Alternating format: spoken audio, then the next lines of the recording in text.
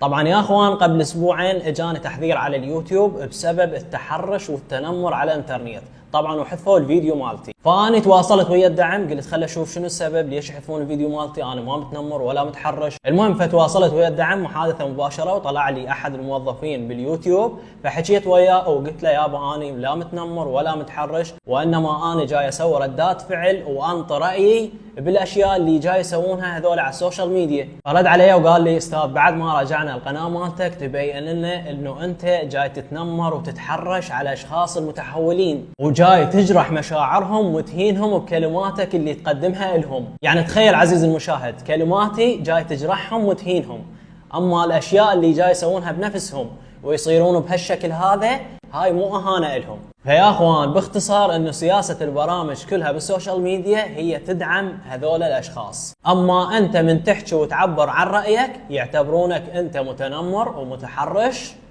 وجاي تجرح مشاعرهم.